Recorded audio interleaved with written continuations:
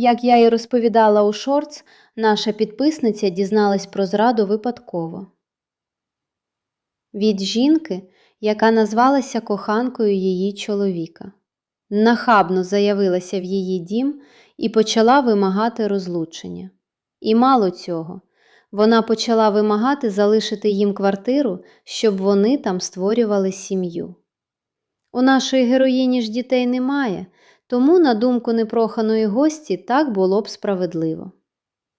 Далі буду розповідати від першої особи. Так ось, дочекавшись свого чоловіка ввечері, я почала влаштовувати скандал.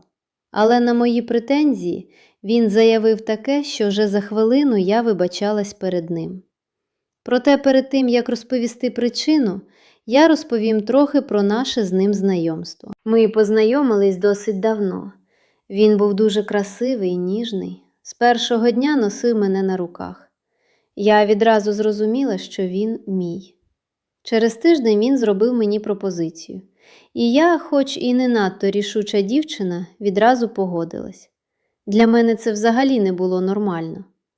За місяць ми одружились, поїхали у медовий місяць, а потім почали будувати наше спільне життя. Купили власну квартиру, почали налагоджувати побут. Ми взагалі не сварились, завжди розуміли одне одного з півслова. Навіть коли робили ремонт, жодної сварки. Навпаки, мабуть, це був самий класний період, бо ми вели себе як діти, і виходила справжня романтика. Але мене завжди бентежило одне. Він ніколи не говорив про своє минуле, особливо про колишніх жінок. Я майже нічого не знала аж до цього дня. І ось того вечора, коли він переступив поріг нашої ідеальної квартири, мене прорвало.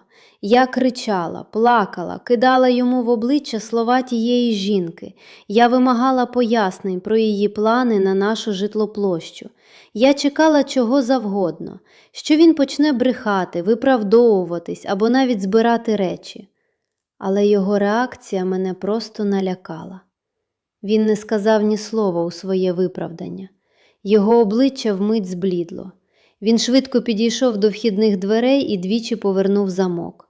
Потім мовчки пішов до шафи, дістав із самого дна під купою документів товсту чорну теку і важко поклав її переді мною на стіл. Його руки тремтіли. Він тихо сказав: «Я так боявся, що цей день настане. Я думав, ми змогли від неї сховатися». Я обережно відкрила теку. Там були десятки копій заяв до поліції, судові заборони на наближення та якісь документи. А на фотографіях – вона. Та сама жінка, яка сьогодні вдень стояла у моїй вітальні. Виявляється, ця жінка ніколи не була його коханкою. Вона – його колишня колега з минулої роботи, яка просто одержима ним і має серйозні проблеми зі сприйняттям реальності. Вона переслідує його вже понад 5 років. У своїй голові вона вигадала їхній роман, їхню сім'ю і навіть майбутніх дітей. Вона руйнувала його життя, погрожувала йому, і мій чоловік був змушений змінити місто, роботу і повністю закрити своє минуле, щоб втекти від цього жаху. Він розповів, що так швидко освідчився мені, бо вперше за багато років відчув себе щасливим і в повній безпеці. Він просто боявся мене налякати цією правдою на самому початку наших стосунків і щиро сподівався, що вона ніколи не знайде його нову адресу. Коли я читала моторошні листи, які вона йому писала роками, і бачила його повні відчаю очі, мій світ перевернувся. Замість гніву мене накрив пекучий сором. Вже за хвилину я сиділа поруч з ним, міцно обіймала і зі сльозами благала пробачити мене. Пробачити за те, що я хоч на мить повірила неадекватній незнайомці, а не своєму коханому чоловікові. Завтра ми разом йдемо до поліції. А я тепер точно знаю, минуле іноді повертається, але довіра в сім'ї – це найголовніше. Ось така неймовірна історія, друзі. Іноді правда виявляється набагато страшнішою та заплутанішою за будь-які наші підозри. Ця ситуація ще раз доводить, як важливо довіряти своїй коханій людині.